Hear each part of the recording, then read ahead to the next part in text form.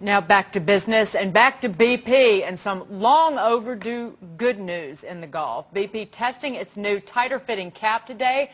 The signs seem to be good in stopping that underwater gusher, but BP officials are expected to face some tough questions from local elected officials at a hearing to figure out why the oil rig exploded in the first place. Adam Shapiro is in New Orleans, Louisiana, with an exclusive interview with the mayor of Biloxi, Mississippi, who is scheduled to appear at that hearing today.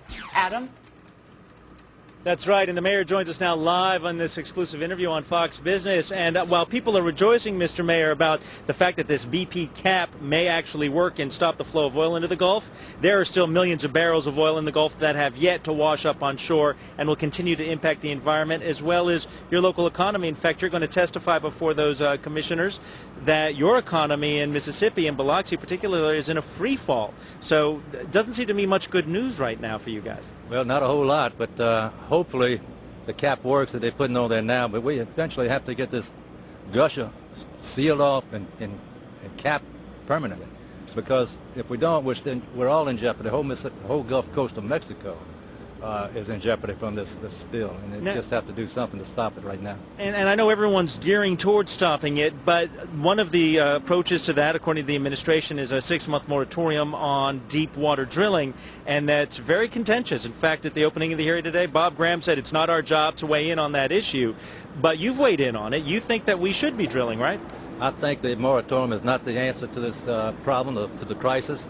We're talking about a lot of people's lives here, and we're talking about an economy that would be devastated, in particular in this particular area here and the Gulf Coast all the way across. The other problem, specifically for Biloxi, the charter boat captains and the fishing industry, we heard from NOAA today that the impact on fisheries in the Gulf, there will be an impact. Bluefin tuna, they didn't tell how severe it will be, but the man testifying said it will be an impact from the oil. We know there have been hundreds of dead sea turtles, hundreds of dolphins recovered. What's going to happen even after this thing is capped? Will this kill of marine life continue? Well, that's one of the uncertainties that's so unfortunate about this situation, because the moratorium is not the answer to this. You know, we got to keep going. People have to work. We have to keep drilling for the livelihood of the whole Gulf Coast. The sad part is the ecology. We don't know what's going to happen to it. I think it's going to be years before anybody knows exactly what's going to happen to it. But the ecology and the seafood industry in Biloxi, Mississippi is down to zero. The charter boats are down to zero. They can't work. The whole Mississippi waters are closed, all of them. And the Louisiana waters are closed, and some of the Florida. So it's a free fall. Exactly is what's happening in the shrimping business and the charter boat. As we wrap up, what's the future for you? Is there recovery for Biloxi, and how many years will it take? Well, I don't think nobody knows the answer to that. You know, it took 2 months for the oil to reach the Biloxi shores, and if that keeps going, it's going to keep coming. One thing that concerns me, you can't see it. It's below the water, and all of a sudden it pops up and it's right on you.